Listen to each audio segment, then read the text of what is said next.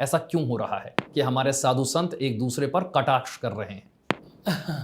नहीं, मैं आपकी इस बात से सहमत नहीं हूं। कोई भी साधु और संत आपस में एक दूसरे पर कटाक्ष कर ही नहीं रहे हैं। ये सब वही लोग कटाक्ष कर रहे हैं जो ना तो साधु हैं और ना तो संत हैं। हमारे यहाँ कथाओं में एक कालनेमी आता है, आप उसकी कथा पढ़िएगा तो आपको इसका पूरा आनंद मिलेगा। कालनेमी एक बनावटी साधु है, एक बना हुआ संत बैठकर बगुला भगत है, बना हुआ बैठा है और हनुमान जी से वो छल करने की कोशिश करता है, अंत में फिर मारा जाता है। तो ये जितने कालनेमी हैं, साधु संतों को आपस में कोई मतलब नहीं। आप वास्तविक किसी भी साधु का कोई वक्तव्य नहीं पाएंगे साहब।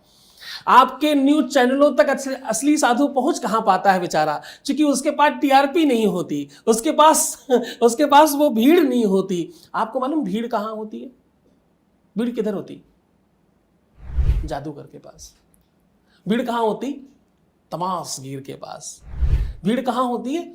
भीड़ कौतूहलता में है, आश्चर्य में है। Something was different, something was new, भीड़ है उधर। तो ये जो भीड़ है, इसके लिए शास्त्रों में एक श्लोक लिखा गया।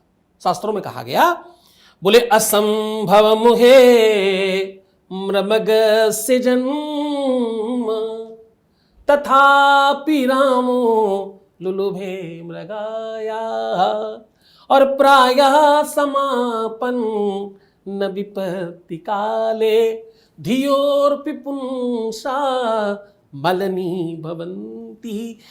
असंभव है सोने का मृग होना।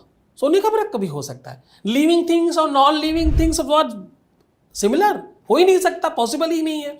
उसके बावजूद कैसा व्यक्ति, भगवान राम जैसा स्वयं परमात्मा सोने के मृग के पीछे धनुष बाण लेकर लुहाते घूम रहे।